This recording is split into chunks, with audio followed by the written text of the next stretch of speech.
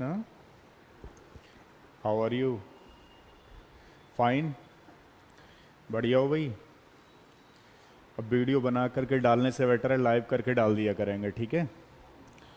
उम्मीद करते हैं सारे बच्चे सही होंगे, अच्छे होंगे। और अब तो कल आईआईटी जेई का रिजल्ट भी आ गया है और नीट का ऑलमोस्ट सारे बच्चों को आइडिया लग गया कितने मार्क्स आएंगे क्या है। बहुत सारी इंक्वायरी आती हैं, बहुत सारी चीज़ें आती हैं, फिर भी मैंने कहा चलो एक वीडियो बना करके आपको आपके 10 to 20 मिनट्स लेंगे, जिससे आप थोड़ा सा ये देख पाओ, डिसाइड कर पाओ कि कौन सी कोचिंग अच्छी है, क्या है, किस तरीके से है, ठीक है।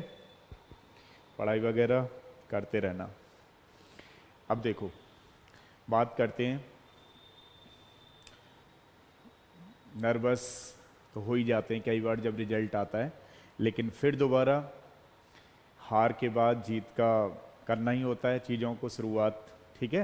और वो भी कोई हारे नहीं हो, आप बहुत स्ट्रांग हो, दोबारा से आपको चीज़ें करनी है। हम लोग यहाँ पर 10 से 15 मिनट के ओनली डिस्कस करेंगे कोचिंग को लेकर के। कई बार स्टूडेंट्स के पेरेंट्स के दिमाग में बहुत सारे क्वेश्चन चलते हैं कि कौन सी कोचिंग लें, कौन सी कोचिंग सही है, कौन सी कोचिंग सही नहीं है। तो मतलब कई बार तो ऐसे कंक्लूज़न पे पहुंच जाते हैं, क्योंकि आजकल देखा गली गली में कोचिंग है और जो नहीं है उसने बोर्ड लगा लिया है, नीट तो यहीं से निकलते हैं, ऐसा करके जेई तो यहीं से निकालते हैं। तो मैं आपको कुछ ऐसे टिप्स दूंगा, 5 फॉर्मूले बताऊंगा जिनके बेसिस पर कोई भी बच्चा अपने एग्ज़ाम में बहुत अच्छा कर सकता है, चाहे फिर वो नीट हो चाहे आईआईटी जेई हो। चलिए अब बात करते हैं थोड़ा सा कि जैसे ही पेरेंट्स के बच्चे के स्टूडेंट के दिमाग में आता है कि कोचिंग अब लेनी है, तो रिजल्ट ऑलमोस्ट आ गए और एडवांस का भी बच्चे एग्ज़ाम की तैयारी कर रहे हैं। तो एग्ज़ाम वाले तो अपने ठीक हैं जो भी है, लेकिन जिनका कट ऑफ नहीं आया है, ये नीट वाले बच्चे हैं, वो अब कोचिंग का उनको मेरे हिसाब से भी ज्वाइन कर लेना चाहिए, लेकिन कुछ चीज़ों को देखते हुए। देखिए कोचिंग का मतलब क्या है, सबसे पहले तो आपको ये समझना बहुत ज़रूरी है, जो बहुत सारे लोग नहीं समझ पाते हैं। कोचिंग का पर्पस अगर हम लोग देखें तो कहने का मतलब ये नहीं होता है कि आपने अगर कोई भी कोचिंग ली तो कोचिंग के भरोसे ही आप रहो कि नहीं नहीं अब तो हमने XYZ कोचिंग ले ली है और अब तो हमारा सिलेक्शन श्योर है। ऐसा कहना सही नहीं होगा। तो जो बच्चे जो कोचिंग पे बहुत सारे डिपेंड हो जाते हैं, 100% डिपेंड हो जाते हैं। एक चीज़ मैं और यहाँ पे कहना चाह रहा हूँ बीच में, थोड़ा सा आपको मेरी बातें एक आध स्टूडेंट को ख़राब लग सकती हैं, तो उसमें ख़राब में ना जाइएगा, क्योंकि ये चीज़ मैं जो आपसे कह रहा हूँ वो बिल्कुल ईमानदारी से, ठीक है, सारी चीज़ें बता रहा हूँ अपने एक एक्सपीरियंस के हिसाब से, ऐसा कुछ नहीं है। देखो मैंने यहाँ पे कहीं पर भी लोगो भी नहीं लगाया है, अपनी कोचिंग का नहीं लगाया, ठीक है। आपको जहाँ ज्वाइन करना हो वहाँ ज्वाइन करिएगा, हमें कोई किसी भी तरीके से इतराज़ नहीं है। बस हम तो आपको एक थोड़ा सा गाइड करना चाह रहे हैं, जिससे आपको यह पता लग सके कि किस तरीके से आपको कोचिंग करनी है और थोड़ा सा उसमें हेल्प हो सके, 0.5% की मान लीजिए, तो किसी भी तरीके से, ठीक है। अब बात करते हैं यहाँ पे होता क्या है, बड़ी बड़ी कंपनियां बन चुकी हैं कोचिंग में भी, इंडस्ट्रीज़ में। तो उसमें ट्रेंड ये देखा गया है कि स्टूडेंट को लगता नहीं रिजल्ट वहाँ से ही आते हैं सारा, तो ऐसा बिल्कुल ज़रूरी नहीं है। कोई भी आप कोचिंग ले रहे हो, चाहे अपने गली के पास ले रहे हो, घर के पास ले रहे हो, दूर ले रहे हो, तो सबसे पहले तो आप ये समझो उस कोचिंग के बारे में कि कोचिंग का काम ये होता है, जो कोचिंग उसमें टीचर पढ़ा रहा है, टीचर आपको एक गाइड कर सकता है, टीचर आपको एक मोटिवेट कर सकता है, लेकिन ध्यान रखिएगा आपको भी उतना ही मेहनत करनी पड़ेगी जितना कि टीचर आपको गाइड कर रहा है। और मैं तो ये कहूँगा, अब 50-50% भी नहीं कहूँगा, मैं तो 40-60 कहूँगा अपने पूरे एक्सपीरियंस के बेसिस पे। टीचर का रोल केवल 40% होता है, बच्चे का रोल 60% होता है। ऐसे तो बहुत सारे काम होंगे कि आपको कहीं पे डाल दिया आपने कि नहीं मेरा सिलेक्शन उनकी वजह से नहीं हुआ, मेरा सिलेक्शन इसकी वजह से नहीं हुआ, बहुत से फैक्टर्स हो सकते हैं, वो तो एक अलग केस है। लेकिन आपको फिर भी मैं बता रहा हूँ, 60% काम आपका ही है, स्टूडेंट का ही है। अच्छा, कोचिंग लेते क्यों है? मान लो हम अगर बात कोचिंग ना भी लेने की कर लें, तो जिन लोगों के वीडियो आप लोग देखते थे, जिन लोगों के वीडियो, मैं तो यहाँ पर किसी का डिस्कशन किसी भी तरीके से नहीं करता हूँ, कोई कंपैरिजन नहीं करता हूँ, लेकिन जो बात आ रही है वो बता रहा हूँ। जिन लोगों के आप वीडियो देखते थे, जो लोग आपसे कहते थे कि कोचिंग की कोई रिक्वायरमेंट नहीं है, वही लोग आज आपको वीडियो में बना बना करके ऐड ये कर रहे हैं कि बिना कोचिंग उनके, अगर कोचिंग नहीं लोगे तो आपका सिलेक्शन भी नहीं होगा। ऐसा करके लोग वीडियो बना रहे हैं क्योंकि थोड़ा सब्सक्राइबर ज़्यादा हो गए। ठीक है, अब बात कर लेते हैं। मैं खुद, आपको पता ही है, ऑलमोस्ट 20 ईयर्स कंप्लीट हो गए कोचिंग चलाते हुए, फिर भी मैं आपको बता रहा हूँ, कोचिंग का रोल उतना ज़्यादा नहीं होता है जितना ज़्यादा रोल आपका होता है। हाँ, तो फिर होता क्या है? देखो, टीचर कहीं ना कहीं तो रोल प्ले करता है, तो कैसे करेगा? बहुत सारी चीज़ें ऐसी होंगी जहाँ पर आपको समझ में नहीं आती हैं, तो नहीं आती हैं तो उनको टीचर क्या करता है, शॉर्टकट से आपको चीज़ें बताने की कोशिश करता है, जिससे आपको अच्छा भी हो जाता है। ठीक है ना? और रिजल्ट में भी इम्प्रूव होता है। जैसे मान लीजिए आप किसी चैप्टर को अगर पढ़ रहे हो तो बहुत सारे डाउट प्रॉब्लम आते रहते हैं उसमें, तो इसलिए कोचिंग की रिक्वायरमेंट तो है, मैं भी मना नहीं कर रहा हूँ। मैं हमेशा कहता रहा हूँ कि एक अच्छी कोचिंग आपको ज्वाइन जरूर करनी चाहिए। हाँ, ऐसी नहीं करनी चाहिए कि जहाँ लाखों में फीस होती है, जिससे कि आप जितना ज़्यादा पढ़ते हुए प्रेशर में नहीं आते, बहुत सारी चीज़ों को लेकर के प्रॉब्लम में आ जाते हो, कि मतलब इतने लाखों रुपए खर्च करने के बाद जो होना चाहिए था वो आपको वहाँ पर नहीं मिल पाता। उसके पीछे रीज़न आपका ही दूंगा मैं, क्योंकि आपने बिना सोचे विचारे किसी दूसरे के कहने पर कोचिंग ज्वाइन कर ली कि हाँ जी XYZ कोचिंग में फर्स्ट रैंक वहीं से निकली थी, तो हो सकता है मैं अगर ज्वाइन कर लेती हूँ तो मेरी भी रैंक वहाँ से निकलेगी। ऐसा बिल्कुल जरूर नहीं है। अभी मैं देख रहा था नीट से पहले कुछ एक दो टॉपर्स अपने इंटरव्यू दे रहे थे, है ना? तो वैसे तो नहीं, कभी कभार जब भी टाइम थोड़ा सा मिलता होगा तो मैं अगर कुछ भी देखता भी हूँ, हल्का सा भी कौन सा पोस्ट किया है फेसबुक में या कुछ, क्योंकि मेरा तो खुद का ही फेसबुक का लोग यही लोग करते हैं चीज़ों को, तो वहाँ पर आ जाता था, तो मैं देखता था कि अच्छा ठीक है, उनको सुनने के लिए तो उतना टाइम नहीं है मेरे पास, लेकिन मुझे अच्छा लगता है कि चलो आप थोड़े से मोटिवेट होते हो उन लोगों से देख देख करके। होता क्या है, हर किसी की अपनी कंडीशन है। मान लो कोई आपको अपना टाइम टेबल बता रहा है और आपके हिसाब से वो सूट हो जाए, ऐसा भी जरूरी नहीं होता है। कुछ बच्चों को सुबह की आदत होती है पढ़ने की, तो वो 3 o'clock से अपना पढ़ते हैं। कुछ बच्चों को लेट नाइट पढ़ने की आदत होती है, तो वो 3 o'clock तक अपना बहुत अच्छा पढ़ते हैं। तो मैं तो आपको बिल्कुल फ्री रखना चाहता हूँ, लेकिन कुछ कॉन्सेप्ट जहाँ पे आपने कमी अपनी देखी उनको सही करते हुए और चीज़ों के बारे में समझाना चाह रहा हूँ कि और ऐसा आप लोग क्या करो ताकि एक 22 का बहुत अच्छा स्कोर कर सको, IIT JEE एडवांस निकाल सको और नीट में भी 650 कर सको। तो चलिए अब बात करते हैं, जैसा मैंने अभी आपको कहा, कोचिंग में आप कभी भी जा रहे हो पहले टीचर को देखो। टीचर वहाँ पर तीनों ही सही होने चाहिए। दूसरा ये देखो कि बैच साइज क्या है, जैसे मैंने लास्ट वीडियो भी बनाया था आपके लिए कि बहुत ज़्यादा बच्चों में मत जाओ। देखो, आप अगर अपने हिसाब से करोगे, मैं 5 फॉर्मूले और बताने वाला हूँ अभी आपको 5 मिनट्स बाद, तो उनको अगर फॉलो करोगे तो आप देखोगे कि आपका बहुत अच्छा स्कोर निकल के आ रहा है बार बार। ठीक है? तो जहाँ पर नंबर ऑफ स्टूडेंट, हमेशा कहता हूँ मैं, कम होना बहुत ज़रूरी है, क्योंकि आपका पर्सनल अटेंशन में होना बहुत ज़रूरी है। जिस बच्चे को मान लो पहले से ही आ रही हैं तो उसका तो सिलेक्शन ऑलरेडी हो ही जाता है, जिसका नहीं होता है उसको ये सारी चीज़ें बातें बता रहा हूँ। और कोशिश करिए जहाँ पर भी आप लोग ड्रॉप ले रहे हो, जहाँ पर भी जिस कोचिंग में भी ज्वाइन कर रहे हो, तो जो बैचेस का टाइम हो ऐसे ज्वाइन करिएगा कि मॉर्निंग में ना हो, जिससे आप अपना घर पर शेड्यूल जो बना रहे हो वो पढ़ करके आओ सुबह। इवनिंग में भी ना हो, क्योंकि जब आपका इवनिंग में होगा तो आप नाइट में स्टडी नहीं कर पाओगे। तो जो ये ड्रॉपर्स वाले बैच हैं, कहीं पर वहाँ ज्वाइन करिएगा जहाँ पर नून में हो जी, क्योंकि नून में क्या होता है, मान लीजिए आपने सुबह में स्टडी की तो थोड़ा सोने का मन करता है, तो जिस समय सोने का मन कर रहा होता है आप उस समय अगर कोचिंग में जाओगे तो एक तो टाइम भी बचेगा और चीज़ें आपकी मतलब स्मूथली चलेंगी। ठीक है, तो कहने का मतलब ये है कि कोशिश करो कि जहाँ पर नंबर ऑफ स्टूडेंट कम हो और बैचेस जो हैं वो नून में चलते हो, जिससे आपकी सुबह शाम की जो स्टडी है वो आराम से हो सके। ठीक है, अब बात करते हैं, 5 फॉर्मूले लेते हैं जिनके बेसिस पर आप अपना बहुत अच्छा कर सकते हो। आप कोचिंग ज्वाइन करने का मैंने आपको तरीका बता ही दिया। कोचिंग कहीं पर भी ज्वाइन करो, नामी कोचिंगों में बिल्कुल मत जाओ, ब्रांडेड में कुछ मत जाओ।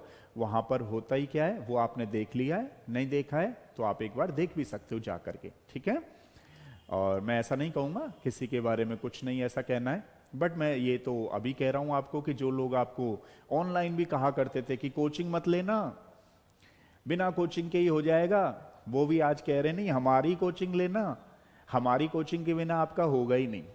तो ऐसा कुछ भी नहीं है। ये मान लीजिए कि हम ही कोचिंग चलाते हैं तो हम तो कभी ऐड ही नहीं करते अपना, और करेंगे भी नहीं लास्ट तक, वो चलता रहेगा क्योंकि हमें छोटा सिस्टम चलाना है और छोटे सिस्टम में चलती रहती हैं चीज़ें। अब मैं आपको 5 फॉर्मूले बताता हूँ, बातें हो गई। 5 फॉर्मूले में आप ऐसा क्या करें ताकि आपकी बहुत अच्छा स्कोर आ सके। जिन बच्चों के मार्क्स नीट में कम आ रहे हैं वो वेट ना करें। मान लीजिए कोई जनरल कैटेगरी का बच्चा है, उसके मार्क्स अगर 580 से या 590 से कम आ रहे हैं तो अब उसको मेरे हिसाब से कोचिंग ज्वाइन कर लेनी चाहिए। और कोचिंग करते समय ज्वाइन बाद में करो, पहले अपना पूरा एनालिसिस करो। एनालिसिस करने के बाद एक पूरी डायरी लो, डायरी में ये बताओ, लिखो कि आपकी इसमें क्या क्या कमी थी, कौन सी कमी ऐसी हैं जिनको अगर आप निकाल दो तो वो सही हो सकती हैं। तो पूरा कंसंट्रेशन लगा करके उसमें, चाहो तो 1 वीक और फ्री रह लो, उसमें कोई दिक्कत नहीं है, लेकिन जितनी जल्दी हो सके। अब जैसे IIT JEE वाले बच्चों का भी रिजल्ट आ गया, तो आप लोगों ने अगर ड्रॉप ले रखा है तो दूसरी बार भी ड्रॉप ले सकते हो, लेकिन वो मेंस के लिए वैलिड होगा, आप एडवांस नहीं दे सकते हो। ठीक है, लेकिन कहीं ना कहीं एक कसक होती है कि मैंने NIT में ही एडमिशन लेना था, तो वो कसक अपनी पूरी कर सकते हो इस वीडियो को देखने के बाद। तो नंबर 1 हम लोग चलते हैं कि सबसे पहले अपना खुद का एनालिसिस करो, बिल्कुल शांत होकर के, कंसंट्रेशन होकर के, फिर एक पूरा वे बनाओ, टाइम टेबल का शेड्यूल अपना देखो कि आपकी जो एक्टिविटी होती हैं वो किस तरीके से होती हैं। तो पूरा जब आपने शेड्यूल बना लिया, सबसे पहले अपना टाइम टेबल बनाओ। रूल नंबर 1, कैसे पढ़ना है उसका पूरा एक, और वो इतना डिटर्मिनेशन होना चाहिए कि अगर वो आपने कॉपी में लिख दिया तो फिर बार बार टाइम टेबल, 1-2 दिन के लिए तो हो सकता है वो कि चीज़ें ठीक है, क्योंकि आपको एक साथ नहीं हो सकती हैं चीज़ें। मान लो आपने टाइम टेबल बनाया कि मुझे नाइट में 12 o'clock जगना है, तो हो सकता है एक आध दिन आपको 11 o'clock जगे फिर सो गए, तो वो रूटीन में आएगा। कम से कम उसको 15 to 1 month लग जाएगा जो आपने टाइम टेबल बनाया है, लेकिन आपको उसके साथ एडमेंट होना पड़ेगा। आपको सेल्फ मोटिवेट होकर के सेल्फ डिटर्मिनेशन करना बहुत जरूरी है। ठीक है, पहले टाइम टेबल आपने बनाया। दूसरा, सबसे पहले अपनी रूम में टेबल में NCERT की बुक रखें। जो बच्चे नीट वाले हैं IIT JEE वाले हैं, थोड़ा सा डिफरेंस बताऊंगा दोनों में। पहली चीज़ ये है कि नीट वाले बच्चे अपना जैसे रजिस्टर ले आए IIT JEE नीट वाले, तो सबसे पहले तो अपने हैंड रिटन नोट्स बनाएं NCERT बुक से। जो बच्चे IIT JEE एडवांस देना चाहते हैं वो बच्चे, एक दिन मैं बुक की लिस्ट भी बताऊंगा, तो उसमें अलग से लाएं, लेकिन पहले क्या करें, NCERT के नोट्स बना लें। नोट्स के पीछे जैसे मान लो some basic concept of chemistry है, उसके पीछे 10 पेज खाली छोड़ दें। जिससे क्या होगा, IIT JEE एडवांस वाले बच्चों के लिए बता रहा हूं, तो जो आपने नोट्स बनाए हैं उसके पीछे जब आप 10 पेज वेकेंट छोड़ोगे तो उसमें जो भी आपको मैं बुक्स बताऊंगा, इंडिविजुअल, इनऑर्गेनिक, ऑर्गेनिक, फिजिकल की अलग, फिजिक्स की अलग, मैथ्स की अलग, तो वहां से जो एडिशनल मैटर है उसमें ऐड करें। लेकिन जो नीट वाले बच्चे हैं, नीट वाले बच्चे 2 मिनट बाद, है ना, तो नीट वाले बच्चे जो हैं, नीट वाले बच्चों के लिए फिर स्पेशली बताऊंगा कि केवल और केवल NCERT के ही करने और आपको कुछ नहीं करना। ठीक है, अच्छा, नेक्स्ट वाली बात देखिए, आपने टाइम टेबल बनाया, एक बार पूरे खुद के नोट्स बना रहे हो आप लोग, सारे नोट्स अपने बना रहे हो, ठीक है। तीसरी वाली बात आते हैं, अब कोचिंग से फिर करना क्या है, कोचिंग के मॉड्यूल्स आपके पास हैं, तो कोचिंग के मॉड्यूल्स को एक बार आप देख लीजिएगा, जो आपने नोट्स बनाए उस कोचिंग के मॉड्यूल्स में क्या ऐसा है ताकि आप उसमें और ऐड करना चाह रहे हो, वो आप अपनी नॉलेज के लिए वहां पर ऐड और कर लो, ठीक है। थर्ड वाली चीज है कि जैसे मान लीजिए आप जब नोट्स बना रहे हो, चीजें कर रहे हो, तो वहां पर जो भी आपका चैप्टर है, जैसे मान लीजिए आपने एक चैप्टर तैयार किया, उस एक चैप्टर का भी आपको टेस्ट देना है। टेस्ट जैसे मैं अभी आपको बता रहा था कि कोचिंग वैसे जरूरी नहीं है, लेकिन कोचिंग से जुड़े रहने से आपके अंदर एक सिस्टम आता है, कोई भी है, वॉट एवर, मान लीजिए जिसकी फर्स्ट रैंक आती है उसके अंदर भी सिस्टम आता है। तो आप ऐसा कर सकते हैं कि जैसे मान लीजिए जो जो आपने चैप्टर के नोट्स बनाए हैं या कोचिंग में जो आपकी में पढ़ाया जा रहा है उसको खुद आपने पढ़ करके अपने नोट्स बनाए, तो जब भी आपकी कोचिंग में टेस्ट हो रहा है कोशिश करिए कि आप वीकली टेस्ट हो। वीकली कई बार कोचिंगों में नहीं होता है, तो 15 डेज में होता है, कुछ में 1 महीने में, 1.5 महीने में, 1.25 महीने में होता है, लेकिन वो तो बहुत लेंदी हो जाएगा क्योंकि उस समय आपके चैप्टर होते जाएंगे, आपको आइडिया नहीं लगेगा कि जो आपने प्रैक्टिस की है वो सही हो पा रही है या नहीं हो पा रही है। तो उसके एनालिसिस के लिए आपको करना क्या होगा, टेस्ट देना होगा। तो कोशिश करिए 15 डेज तक, क्योंकि आपका चैप्टर बहुत जल्दी खत्म नहीं होने वाला, क्योंकि आपको तीनों को वेटेज देना है। आप अगर जेई के हो तो फिजिक्स, केमिस्ट्री, मैथ को देना है, अगर आप नीट के हो तो फिजिक्स, केमिस्ट्री, बायोलॉजी को देना है। तो मतलब एक चैप्टर आपका ऐसा नहीं है कि एक दिन में ही खत्म हो, और करना भी नहीं है, वो चैप्टर आपको एक दिन में खत्म करना भी नहीं है, वो लगभग उसमें 10-15 दिन आपको लगाना ही है, क्योंकि चैप्टर को जब करना है आपको स्ट्रॉन्ग करना है। देखिए कहीं से भी हर किसी में एक कमी होती है, कमी पर अगर काम किया जाए, वीकनेस होती है, वीक पॉइंट होते हैं, लेकिन अगर उस वीक पॉइंट पे काम किया जाए तो वो वीक पॉइंट भी बड़ा क्लियर हो जाता है, और यही करना है आपको, ठीक है। घबराना नहीं है, चीजों को पॉजिटिव में सोचना है, क्योंकि जो आपके हाथ में है वो तो आप कर ही सकते हो, जो चीज आपके हाथ में नहीं है वो आप नहीं कर सकते हो, समझ रहे हो ना। कहने का मतलब ये है कि बहुत सारे बच्चे क्या हैं, बहुत सारे बच्चे पहले से ही लिख देते हैं डायरी में मैंने 700 मार्क्स लाने।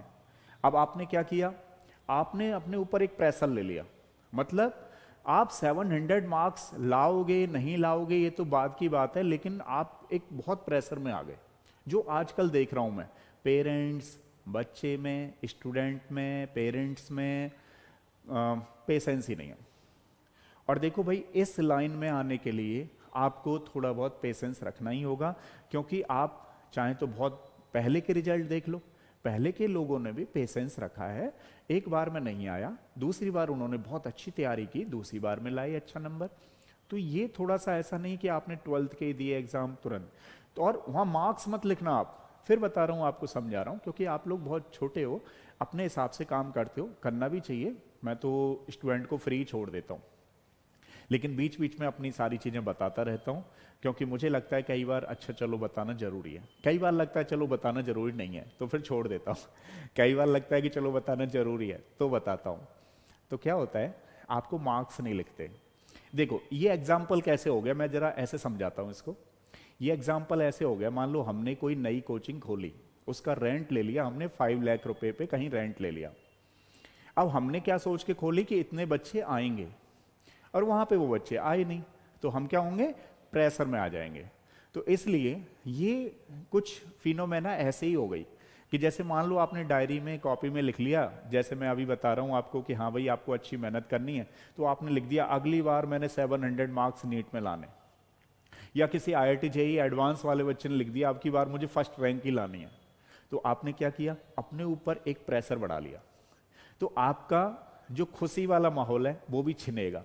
तो इसको, खुशी वाले माहौल को आपको नहीं छीनना है, अपने से खुश रहना है और हेल्दी रहना है। तो उसके लिए आप ऐसा लिखिए कि मैंने अपना बहुत अच्छा करना है, अपना बेस्ट देना है, मार्क्स क्या आ रहे हैं वो अलग वाली बात है, ठीक है, क्योंकि वो क्राइटेरिया कई सारे होते हैं उसमें।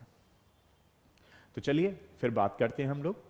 मैंने आपको समझाया पहले टाइम टेबल बनाना है, दूसरा मैंने आपको समझाया NCERT के नोट्स बनाने, उनको सारे को बनाना है, तीसरा मैंने आपको समझाया कि टेस्ट देना है। चौथा मैंने आपको समझा रहा हूं, 5 फॉर्मूले बताऊंगा, अगर आप 5 फॉर्मूले पे कर पाते हो चीजें तो डेफिनेटली मार्क्स तो आप छोड़ ही दो, रैंक लाओगे। चौथा वाला पॉइंट ये है कि जो आपने बनाया है, जो आप नोट्स बना रहे हो, तो नोट्स बनाने का टाइम टेबल जैसे आपने नाइट में रख दिया, तो सुबह सुबह उनको उठ करके रिवाइज करना है, डेली रिवाइज करना है। रजिस्टर खरीद लाओ सारे, मतलब केमिस्ट्री के 3 बना दो, फिजिक्स के 2 बना दो, बायो के 2 बना दो, ऐसे मैथ के 2 बना दो। ये चलते रहना चाहिए, सुबह सुबह रिवीजन, ठीक है। और पांचवा फॉर्मूला ये है कि इसमें देखो कई सारे सेक्रीफाइस होते हैं। आपको कहीं नहीं जाना है 1 साल तक, जब तक आपका एग्जाम हो तब तक आपको नहीं जाना है, और कोशिश करनी है कि आप, अगर जैसे बोलते हैं ना, कोरोना के टाइम में कहीं नहीं निकलना था, लॉकडाउन टाइप की कंडीशन हो गई थी, समझ रहे हो, इस तरीके से अपने घर में रह करके पढ़ाई करनी है। और ये चीज पहले पेरेंट्स से डिस्कस कर लो कि भाई मैंने तो 1 साल अपना इधर ही रूम में देना है, और आपको कहीं जाना है आप जाइए, कोई ऐसी दिक्कत नहीं है, बस मैं यहीं पे करूंगा या करूंगी, ठीक है ना। अब ये 5वीं बात मैं एक ऐड और कर रहा हूं, कोशिश करो कि अपना जो फोन है 1 साल के लिए छोड़ दो। अगर आप ये कर सकते हो तो मैं डेफिनेटली एक जज्बे के साथ कह सकता हूं कि आपकी रैंक आ जाएगी। क्योंकि फोनों में क्या होता है, अब आप कहोगे सर कोचिंग के नंबर भी होते हैं, ये चीजें भी होती हैं, तो उसके लिए ये है कि जैसे मान लो आप अपनी मम्मी का ले सकते हो, अपने पापा का ले सकते हो, किसी का भी ले सकते हो। अगर फिर भी आपकी कोई कंडीशन ऐसी है कि फोन बिना काम नहीं चल रहा है, तो फिर कोशिश करो कि जब आप स्टडी रूम में आ रहे हो, एंटर कर रहे हो, उस फोन को बाहर ही रख दो, अपने घर के बाहर छोड़ के आओ, उसको स्विच ऑफ करके आओ। अगर मान लो कुछ ऐसी कंडीशन है कि हो ही नहीं पा रहा है बिना फोन के, मान लो आप कहीं जा रहे हो, तो आप कई बार सोचते हो, कई बार पेरेंट्स फोन करेंगे, कहाँ पहुंचे हो, कहाँ पहुंची है, किस तरीके से, तो अगर हो नहीं पा रही हैं चीजें, तो आप कोशिश करो कि जब आप स्टडी करने जा रहे हो, जो आपने टाइम टेबल बनाया है उससे पहले ही बाहर छोड़ दो, ठीक है। और अगर आप इन 5 फॉर्मूले को अपनाओगे तो डेफिनेटली मैं एक बिलीव के साथ कह सकता हूं कि आपके मार्क्स ही नहीं बढ़ेंगे, रैंक भी बढ़ेगी। और जो नीट वाले बच्चे हैं, फिजिक्स से बिल्कुल घबराना नहीं है, एक चीजें साइकोलॉजिकली जो प्रॉब्लम है उसको निकाल देना दिमाग से। ये बहुत बच्चों में साइकोलॉजिकली प्रॉब्लम देखी गई है, नहीं मुझसे होगा नहीं, मुझसे होगा नहीं। आप एक बार करके तो देखो, प्रैक्टिस तो करके देखो, प्रैक्टिस से सारी चीजें सॉल्व हो जाती, ठीक है। और नेक्स्ट में मिलते हैं फिर, ऑल द बेस्ट, और कोचिंग ज्वाइन करो अपने लेवल पे, अपने बेस पे ज्वाइन करना है, ठीक है। ऐसा नहीं है कि भाई कहीं पे किसी का फर्स्ट रैंक आ गई तो मैंने उधर ही लेना है, ऐसा नहीं है। अपने लेवल पे ज्वाइन करिए और जो बाकी बातें मैंने बताई हैं उनको फॉलो करिए, और फिर देखिए आपको धीमे धीमे इंप्रूव होना शुरू हो जाएगा, ठीक है। नेक्स्ट वीडियो में मिलते हैं, तब तक के लिए थैंक यू सो मच।